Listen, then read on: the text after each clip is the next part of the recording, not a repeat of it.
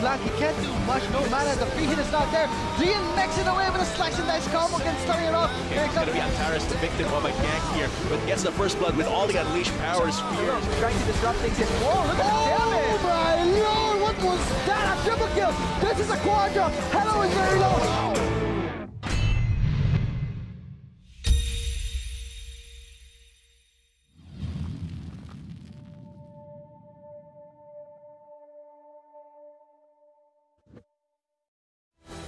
Welcome summoners back to the Garena LoL 2 Digit League Summer 2017. My name is Vulcan and with me is Chista, your shotcasters for Game 3 from Game 2 and 1. I gotta say, we did see it in Game 1 of UC performing, trying their best to really top up against Holy Angel University, but this time in Game 3, we will be seeing them again. But now, looking at the schedule to see the actually flow of the broadcast itself, it's going to be Game 3. UC Recruit Esports versus PSHS Luminous. Yeah, of course, we're headed to this third game for today. We want to see UC bounce back after losing their undefeated status to Holy Angel University earlier today. Let's hope they aren't that flustered yet and they can potentially come out with a win here to end the day on a high note. So when it comes to, let's say, adaptability from Game 1, they did learn something. I mean, recklessness in terms of the Baron and the risk they placed themselves when they really tried their best to pick up members, and they got choked in the mid lane, costing them the inhibitor and their turrets. Yeah, looking at what went wrong for UC during their first game for today, I think they need to stop being as hesitant as they were. They need to be more decisive in going for these engages.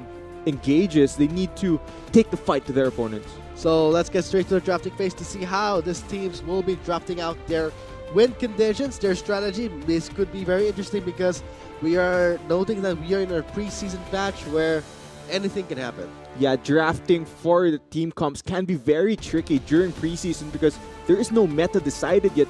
People are still trying to figure out what champs fit, what builds fit, and of course, what runes are the best to run on these champions.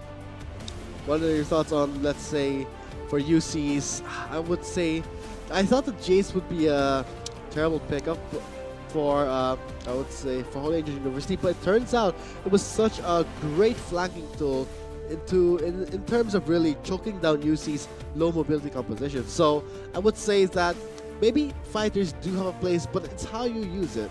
Yeah, you definitely have to study how to play around these picks properly because even though you think they aren't that meta, if you play them well and you play them properly and play to their strengths, they can be very powerful picks in this preseason. So let's get straight to the drafting phase. I mean, we've been talking about it over and over, and I would say that, I know, we keep bumbling about the preseason changes. I mean, when will it all end with our bambling of the preseason?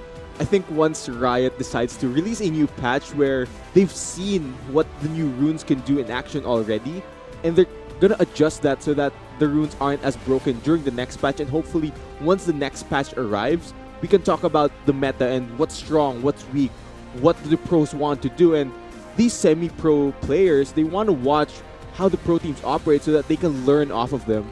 I'm really excited for the PGS that's coming in this January, but for promotions and relegations will be December 1 and 2. So watch out for that, summoners, for the promotions and relegations coming up for December 1 and 2. Let's see who will move up to the ranks to be called pro, one of the top 8 teams in the whole Philippines. You will be, crowned yourself one of the PGS players. Yeah, for all those players playing in the promotions and relegation, it's their dream. They're really close to becoming pro players, and once they do reach that point, they're going to be so happy to compete in the pro scene here in the Philippines.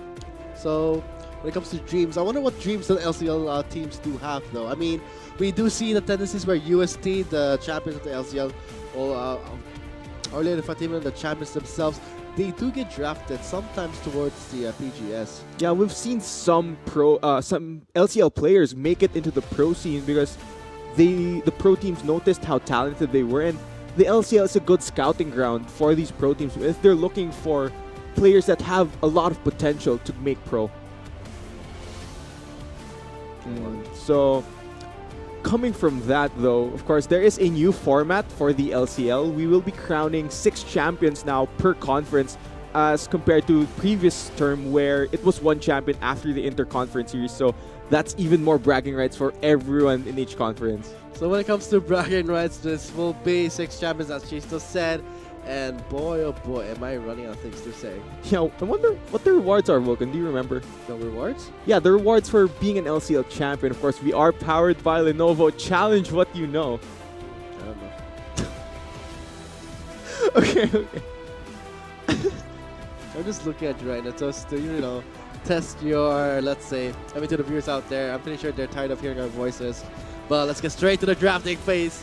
Maybe not. I've been bamboozled yet again. This is the schedule for Game 4, 5, and 6. Yeah, production is showing us at the moment. Wait. Okay. Tell us the schedule, please. Bite me sometime, go. Okay, so the schedule game for the next game, we will have Holy Angels University back again versus UCNHS. And for the next game after that, we're going to have Philippine Science High School versus Bolsu. And for the last game of the evening, we will have UCNHS versus Bolsu. And looking back at, we talked about the prizes for whoever would win LCL. They will be receiving 10,000 pesos each and JBL headsets, courtesy of our sponsors, Lenovo. And let's skip over all of that and let's head straight into the drafting phase. Great, you put enough time to get us straight to the drafting phase of UC and PSHS. So let's get straight to it. Bands are handing out. It's going to be the Oriana, Azir, Lissandra, while as for the red side, it will be the Vladimir, Talia, and De LeBlanc. Yeah, so looking at all of these bans, all of them are targeted towards that mid lane, so the mid lane pool is definitely pinched at the moment. There are still other strong picks that will possibly come out, such as the Lucian, of course. With the Tristana already being picked by UC, that signals that JP will probably be picking up this mid lane Lucian.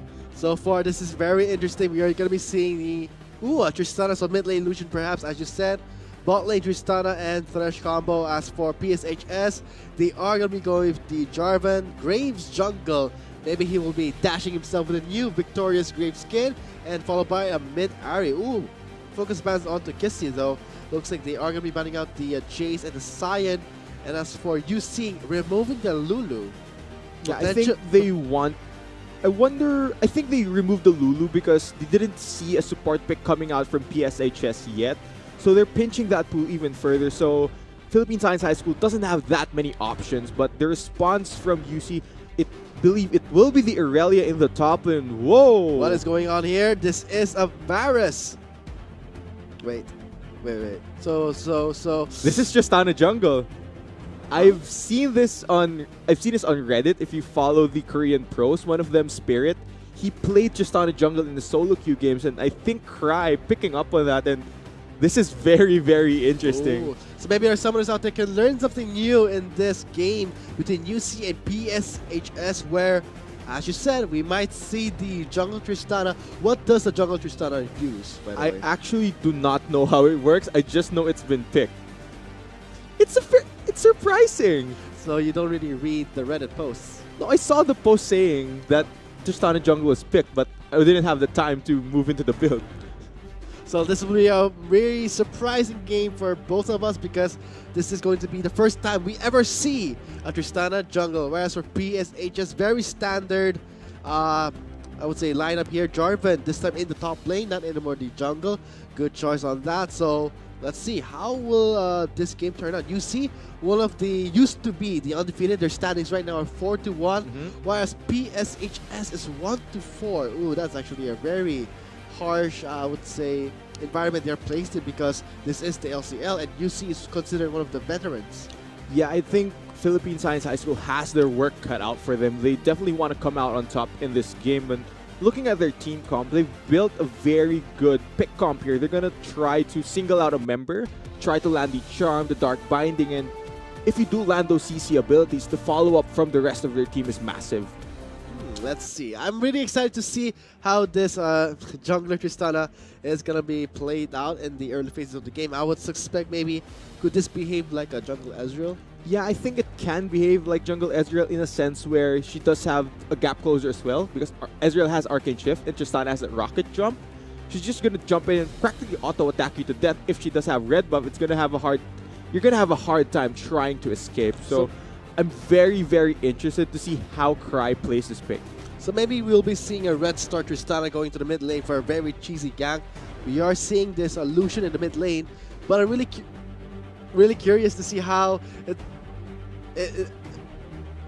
I'm very curious to see how the triple marksman comp will work, because without having a real tank line, you have Irelia, so Irelia won't exactly be building the tankiest. She will be fairly squishy, so I'm very interested to see how triple marksman work for UC. I really love how playful this stream is, because I mean, let alone we still have to deliver to our audiences, but I would say what I was really surprised to see how it will work out is when it comes to team clashes. I mean, they have the Lucian, the Tristana, the Varus, 3 marksmen. I'm not sure how Philippine Science High School is gonna deal with 3 marksmen. This Jarvan will have to rush that DM. Yeah, you mentioned 3 marksmen, so that's a lot of attack damage. So they'll have to build armor. This Jarvan has to pick up armor items, or else he'll just die the instant he EQs into the fight. That kind of recalls the first game we saw where the the jungle Jarvan actually just got melted down when he just went in on the 4 members, didn't even do anything, and just got completely deleted. Yeah, and we talked about adapting builds. These teams, they have to adapt to what they're facing, and seeing 3 AD champions, you don't want to buy MR, you want to build armor. So Thornmail, very effective item here. Randuin's Omen as well. I expect the Jarvan to pick up those items. So I think this is a very easy defensive path for the Jarvan. He can just go for the TM and the Randuin's Omen. He's good to go. I mean, with the Ninja Tabi. So I think this, in a way, really limits the, I would say, the damage that UC can deliver, because they're all marksmen. And that's very easy to itemize against. Yeah, but with that being said, being a triple marksman comp, if this comp does get forward, if they do manage to accrue a lead, they're going to be really hard to deal with, because there are no more resistances here. The runes have been changed, so you don't get that much armor from them anymore compared to before. So if a triple marksman comp gets ahead, if they're able to snowball, PSHS is going to have a very, very hard time. So let's see how they will itemize in this game, because I would say it's very easy, because let's say all of them pick up a Thornmail. That's going to be very challenging for UC. That'll be very interesting to see an 80 carry with a Thornmail. I've seen it before. I mean, some 80 carries, they actually do build into a Randuin's Omen sometimes. They could actually get the Ninja Tabi. Yeah, but looking at the rest of PSHS's comp, they do have the Graves and Ari. That's a massive damage. So, and I don't expect any of those champs to build tanky as well. So it'll be up to the Jarvan and top lane really to act as the front line. If the Jarvan is able to survive through all that 80 carry damage from the side of UC, the rest of PSHS can clean up these fights if they do happen. So who's going to be the main damage dealer for PSHS? I think it's going to be the Graves and the Ari. Interesting. So we're seeing pure AD on this composition for UC. While we see in PSHS, it's a mix of both worlds. We see the Morgana, we see the Ari. So, team fights, what are you betting on? Who do you think it has the advantage so far? I think it all comes down to who pulls the trigger first, because whoever gets the initial engage off, and if the other team isn't able to turn it around, they're going to get a huge lead. Because me personally, I'm not a fan of this full AD comps, because it makes the itemization very easy for the enemy team. Whereas if you have mixed damage, if you have a mage in the mid lane and AD everywhere else, that makes it trickier for the enemy team's tanks to build. And not to mention, when we're talking about the first game we saw between UC and Holy Angel University, how actually Holy Angel University will have another game right after this. This is going to be game 5, where Holy Angel University is standing at a 5-1 standing. And as for UC NHS, they are at a slight disadvantage. They do have a 3-1 standing with 2 more games to play. So that's going to be the next game. And I think it's really worth to watch, knowing that how actually broke the winning streak of UC. Yeah, Holy Angel University definitely looking good here, breaking the undefeated streak of UC earlier today. And they're just trying to show their dominance. And when you show your dominance, you also make you rather draw some attention to yourself, make some enemies, and I think this is where how you scout and reach teams matter.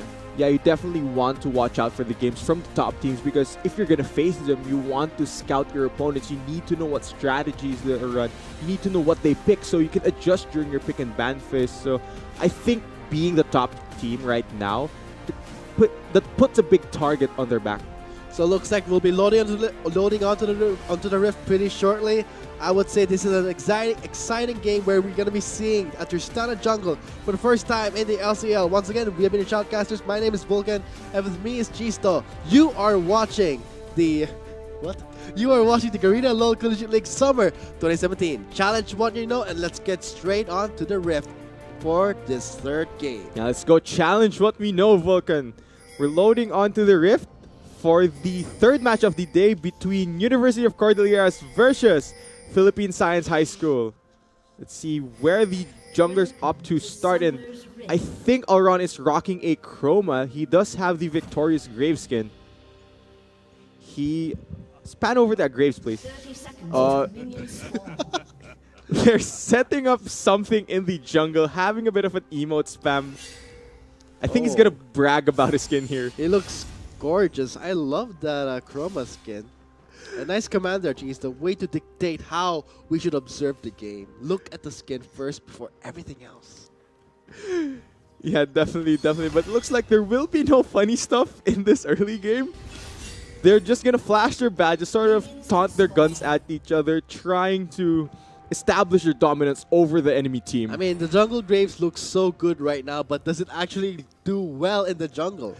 Yeah, I think Graves is as a jungler now. He's always been very good at farming. Farming for Graves, clearing the jungle, I should say, has been very easy for him. He does have a very healthy clear, and he doesn't get low from these clears. And if Alron is able to path towards his jungle and pick up all this farm, he's going to be a very, very huge monster to deal with in the late game. Looks like the Tristana will be starting in the red side. We may expect maybe a level 2 gank right after the Raptors. I wonder how things are going to turn out, because very interesting how this Tristana jungle is going to work out. Maybe our summoners out there can actually try it if they see that it actually works for them.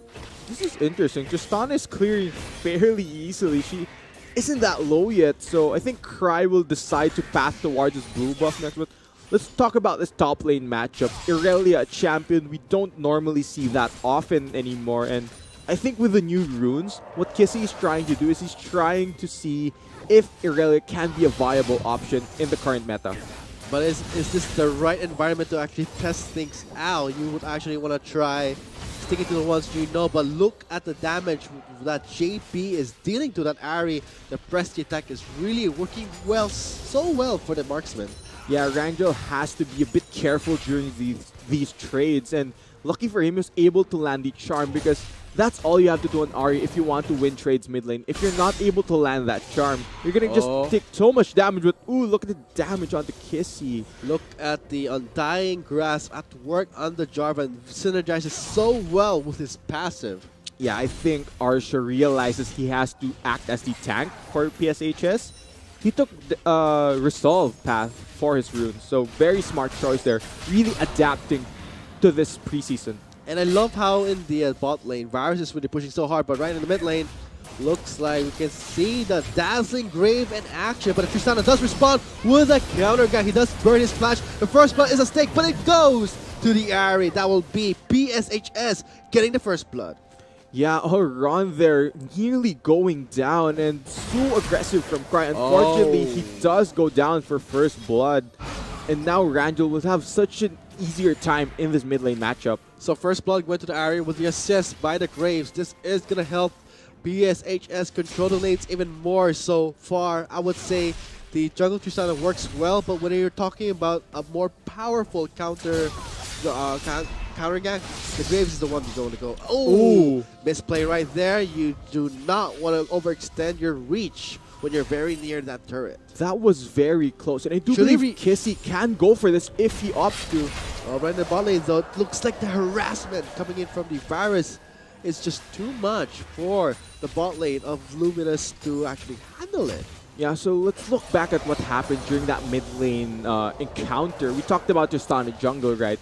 Even though it is Tristana jungle, we all know that Tristana needs more items in order to deal damage. He needs more items in scale compared to the Graves, who deals a lot of burst even though he's just level 4. Wow, I would say that when you're talking about a Varus in the bot lane, it's very effective against a Caitlyn.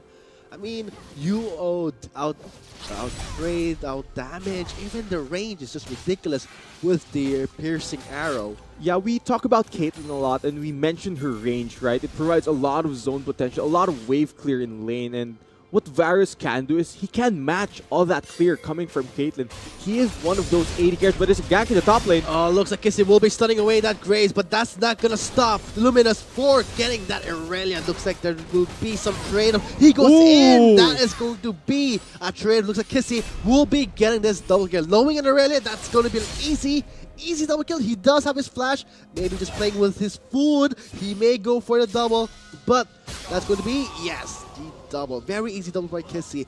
That's what happens when you do not respect an Irelia, especially the equilibrium strike that can stun the target. Yeah, Kissy there pressing the attack. He's able to pick up the 2v1, and that was over-aggression from PSHS. I think they tried to overreach, and look at the amount of vision, but there's a gank in the mid lane. Oh, looks like Ranger will be taken down. That would be an easy kill for Cry. He does manage to get out of life, but at the cost of so much health. But when you're talking about clearing, I would say the Graves has a healthier clear.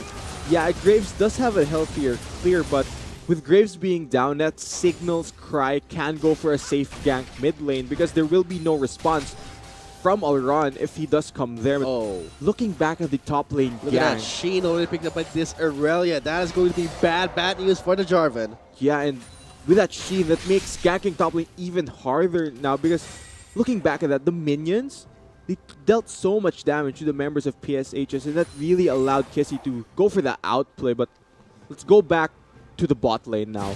Morgana Caitlyn, fairly safe lane. So much range, so much safety. But with the bot lane of UC picking up that early kill, that just gives the Thresh so much more kill pressure. And if he hooks Morgana and Black Shield isn't used, they're just dead.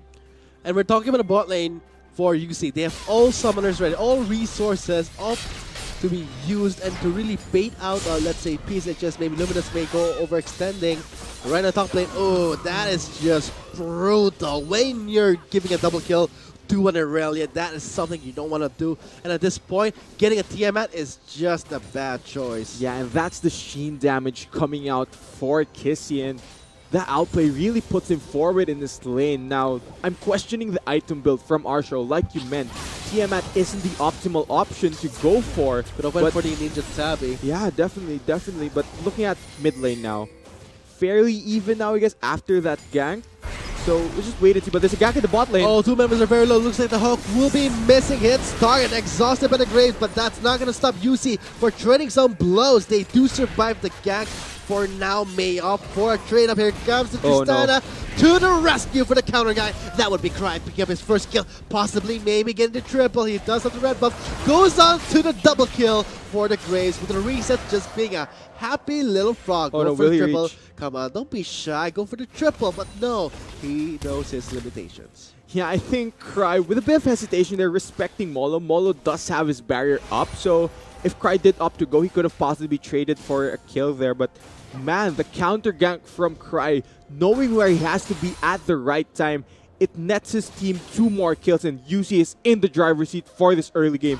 Already a 4K goal lead, only at 8 minutes, 7-1 in kills.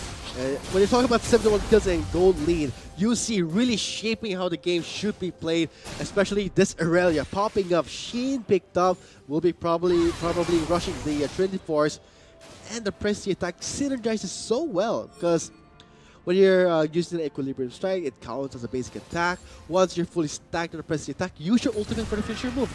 The increased attack damage is very beneficial. Yeah, I think UC is, all of them I think are running press the attack actually, and that just makes them deal so much more damage. And back in pick and ban, we talked about triple marksman, just on Lucian Varus. If they snowball, the members of PSHs are going to have a hard time. Bad call. That's going to be the Ignite, chunking his health down with JP getting an easy kill. And there is the disengage. Looks like Akinos is running the Predator on this Graves. Yeah, I do believe Alron is running the Predator, and kind of questionable as being a marksman. I think something such as the Electrocute or Dark Harvest would have been more effective. So that's kind of a tricky adaptation on the build. But looking back at my previous point, triple marksman for University of the Cordilleras. If this comp snowballs, it's going to be such a hard time for PSHS if their members don't get tanky enough to deal with that snowball. I mean, right now, I thought this Jarvan would be rushing the Tabi. Looks like the chain of corruption. Will be missing. Oh my goodness. A lot of crucial skill shots being missed by UC, but that's not going to stop them. That was kind of unlucky, but they're going for top lane. Jarvan really not cutting it close. He should have got some armor, some health. Getting a TM out is just not wise, and looks like this Aurelia Kissy just overextended, getting baited by the Cataclysm, and there is the shutdown. Well played by the Jarvan in top lane, but looks like Graves will be flashing away. We see this out making his way in. Wrangle is very close. Will he get a kill though?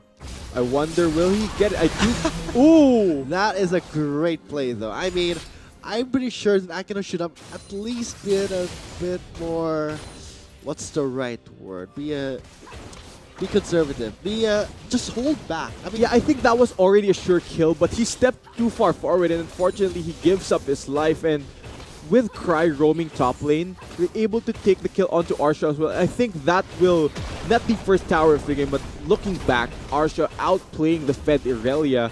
He bait it. Ooh, I wonder if this teleport will push through. Oh god, it did push through, but that's more of a wasted teleport, in my opinion. He should have just canceled his teleport, let the minions push, because right now Kissy is just wrecking his lane. Yeah, Arsha will have a hard time trying to freeze that lane if he does opt to, because he has the Tiamat. You can't easily freeze a lane if you have AoE auto attacks on minions. So kind of tricky decision making here, but looking back, Kissy going over aggressive for the dive. He gets baited and stuck in the Cataclysm. So he has to be a bit more careful and not give up their lead, because we have seen teams get early game leads but unfortunately are unable to translate that into mid game. So you see they need to watch their aggression. You don't want to overreach because PHSs are punishing them for it. If only this Jarvan picked up the Tabi first, then the Bramble Vest, that would have denied the heal for the hidden style, but looks at the bot lane, looks finally the chain of corruption does connect onto the Caitlyn, and instantly France just pierced the Caitlyn. Yeah, this is what happens when the CC lands for the bot lane of UC. During that previous skirmish, they didn't land the chain of corruption or the death sentence, right? So they reset, they wait for the cooldowns, they land their CC abilities, they chain it perfectly, and that nets them a dragon and another tower. Their lead is just massive right now. I mean, 2 turrets in the hands for UC and a gold lead of 4,000. That is huge in this early phase of the game. I would say 12 minutes into the game. Oh, sorry about that. 6,000. Maybe my eyes are playing some tricks onto me. So with a 6,000 goal lead for UC, that is going to be huge. And at this early point of the game, it's very hard to actually come back from that deficit. Yeah, you better get your eyes checked, man. You don't want that to go worse. But going back to the game here, a Mountain Drake going over to University of Cordelia, and without Mountain Drake and triple marksman, I can't keep stressing enough that they have 3 marksmen, 380 carries. Those towers will go down fairly quickly if these 3 manage to auto-attack them. And for Luminous, they're going to be kited like there's no tomorrow. I mean, this is a really bad time to be a melee, and especially this Jarvan is going to have a hell time. 1v1. He should just back off. I mean, he's not ready just yet. Causing help. There's the lockdown, and I think Kissy will be taken down. He does splash off the wall, makes it away, but there is the collateral damage for the finishing blow. Yeah, and like I mentioned, Kissy has to watch his over-aggression.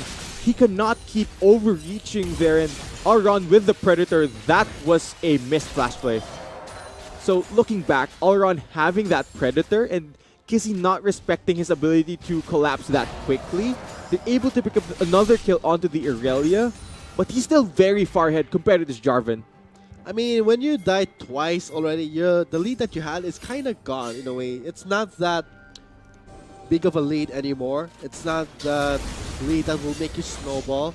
Dying twice is actually a bad call, but looks like JP may opt to get a kill onto this Ari. Overextends, flashes away, but there's the Justana. Ooh, look at the damage. Gets the reset. The blast cone is there. Flashes away. He does make it away thanks to the blast cone. And the Aurelia very close onto the Jarvan. He does make it away with a drag flag combo. Did you see the burst coming from press the attack there? Once JP procced his press the attack, Cry auto-attacked him once, and there was just a huge chunk of damage, and this Justana is building towards a Ginsu's Rage Wave as well as the Varus. That's so much more attack speed and magic damage for for UC, and that makes it tricky for the Jarvan. He needs to pick up a possible armor item very soon because he's just getting shredded. He needs the Bramble Vest to really deny the heal coming from the hidden style. That is actually like a built-in lifesteal already. Yeah, and looking at the possible builds here, you did mention that Arsho has to begin picking up armor. But with Ginsu's Rage Blade and the percentile of magic damage from the Blood Razor of Cry, he needs to pick up a bit of MR as well, possibly an Adaptive Helm. Very effective item versus these Ginsu's carries. But right now, they're just so far off from that. They're just such in a huge deficit. So oh man, he should have they need to begin trying to stall this game out. And it's just 15 minutes and they're already so behind. They just need to start playing a bit more defensively. And maybe build more defensively. Build to the role that's given to you, especially this Jarvan. Really conflicted between should I be a bruiser, should I be a tank. At this point, I really hope that he would have finished at least the Thornmail or the Randall's Omen. That's not the case, and that is the huge setback that the Jarvan has. But right now in the bot lane, things are looking a bit too hot right now. Look at the death sentence onto the Caitlyn. Right, well played flash from the Morgana though, but France is there with the upper hand, getting a really easy double kill. They're going for more. Going for more in the red side of the jungle for Luminous. Looks like Ari will be taking so much damage. There's the press the attack and the Buster Shot finisher. Yeah, a 4-for-nothing trade all across the map for UC, and Varus, he betrayed his AD carry. He flashed away from the death sentence. That means that the Thresh can land the hook, and it cost them their lives. I mean, man, UC, they're just upping the tempo here. They're taking everything from Luminous. They even have the Rift Herald spawn into the mid lane. This is going to cost Luminous a lot of map control, and I think this may even cost the inhibitor turret. The Rift Herald is rather still healthy. Could they go for it? I mean, they do have a Tristana, but will back off. Oh, maybe not. Another death. Looks like Jarvan is going on to the Tristana. Gets the lockdown with the Cataclysm and the burst for the shutdown, but the Rift Herald is still doing his job, chunking down that health on the turret. And this Thresh gets Charm knocked to the air. I don't know what he was thinking. No mana, no health, no NEC to protect. This is going to be a free kill for Rangel. Yeah, and I think that was the members of UC kind of overextending, trying to go for more of the push, but even though those kills got picked up by PSHS, oh, 1v1. 1v1? It should be smart not to go for a 1v1 on the Graves. The Graves does have a burst, but there is the trade of the surprise flash. That was a draw right there. No, it wasn't a draw. The Varus killed the Graves first. Yeah, but even though with all these kills being traded back and forth, Philippine Science High School, they aren't getting any real objectives off of this. It's just delaying the push of UC. And with that being said, UC, in order to close out this game, they need to begin playing a bit more controlled, not trying to overreach. Because if these kills happening, if these trades continue, that gives Philippine Science High School a window to potentially come back. An interesting point you brought up there, Jason, because when you're talking about, let's say, opportunities, all I can think of is the Baron, because anything can go wrong in the Baron. And maybe if Philippine Science High School really plays it correctly, calculated, they could turn this around. Yeah, and you're mentioning Baron right now. It is 18 minutes into the game, so Baron isn't on the table yet. And I don't think UC has to rush that, because right now, they can just group up and go for sieges, and realistically, there's nothing Philippine Science High School can do to stop that siege unless they overreach. But if they just do it controlled, if Jarvan does go for an engage, he's still fairly squishy. And with that being said, he's just gonna die if they do pick up a fight. And without the tank line, the rest of the DPS from his side can't really deal damage to the members of UC. Can this Jarvan even proc the Black Cleaver properly? I mean, he does it to Tiamat, yes, he will be procking it, but will he survive long enough to actually do it? He'll probably proc it once or twice, and then once he's in the middle, if he doesn't have flash, he'll probably just go down in 2 seconds because he's so squishy. That's the setback. At this point, you may opt for the Omen, or I would say the Thornmail, but seeing how he's very behind in money, in gold, and in kills, everything else, this leaves UC with a lot of room to actually outscale them. And seeing the sieging potential there, the charm does miss, and Rangel gets a lot of damage. Could return to him. Yeah, and we can't stop stressing enough about the Okay, there's the adapting their Predator. build. Alred going into the Tristana. Looks like Arsha will be following him there. One more combo there. There it is. Catches for two-member knock. No, only on the trash. And leaves the Tristana free to hit. Looks like a trade-off here, but leaving France to free hit. He will be securing the kill and possibly the game. Yeah, a squishy Jarvan there. They just ignore the Jarvan, go for the backline. Man, the damage coming from UC is massive, and they're just showing off their lead at this point. They're so far ahead in the game that they don't care that Arsha is diving their backline. They don't care because the Jarvan really is very irrelevant at this point, and that nets them the bot lane inhibitor. And right now, Fisai's base is just in shambles. And they could actually end this, I mean, not really end the game, but really destroy their Nexus turrets. And We're only 20 minutes in. Only 20 minutes in, and UC is showing that they are still considered one of the strongest teams in the respective conference. And I think for Luminous, they do have a last clash, and I don't think UC may back off here. They might go all in. Yes, there's the Lucian onto the Graves. Look at the damage through the breast to get attacked. Instantly gets burst down, and look at the Lucian just kiting the members in and out, weaving the battle. And this is going to be UC controlling how the members of Luminous play, just zoning and kiting. This is the strength of UC. Oh, they're going for Mario. They're trying to dive the well. Only at 20 minutes, and man, this goal lead right now is just massive. I wonder if they're going to go for the game here. They will be going for the game. The death times are pretty hefty. I mean, 30 seconds left, and the only turret is the Nexus turret. One Nexus turret remaining. This is just UC, I would say, celebrating their huge lead they had in the early. And I do believe this will be the game soon, Vulcan. A statement made by UC. You break our undefeated streak. They're gonna come back, but we're just waiting Last for these flash. flash lights. They're padding their stats. Oh, despite being very low, look at France dealing so much damage because of the lead he has. He has the green, so he gets a triple. And with Cry getting the reset, just zoning out this Graves.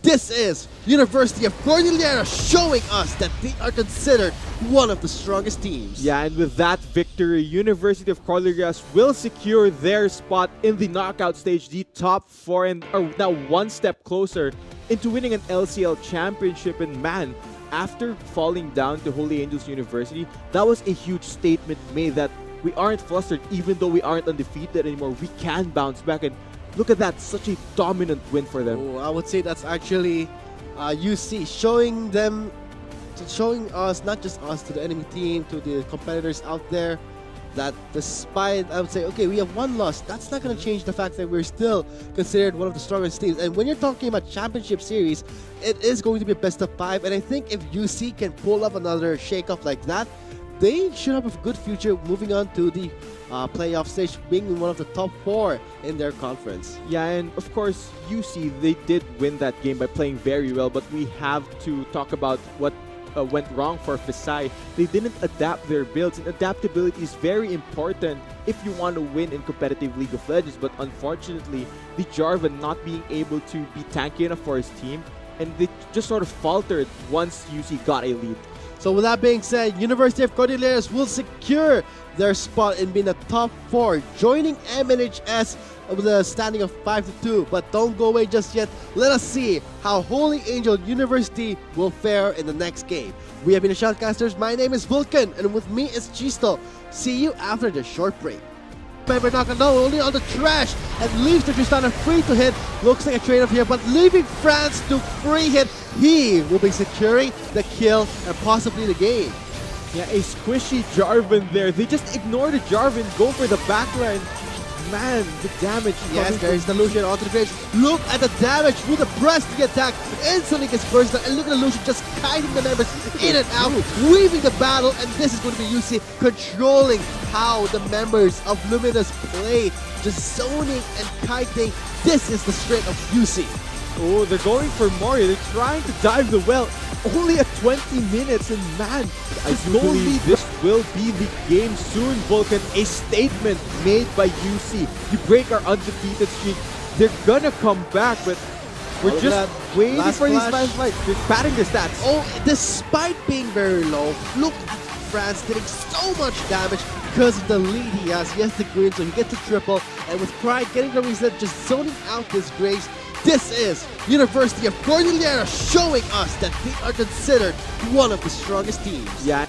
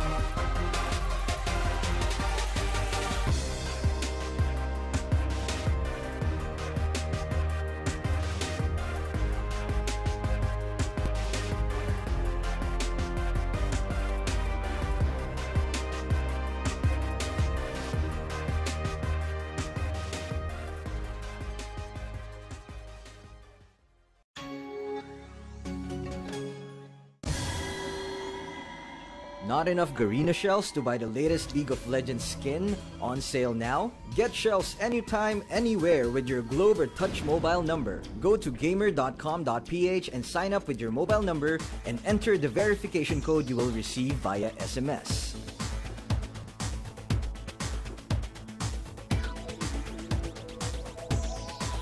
Log in and choose the game and pin you want.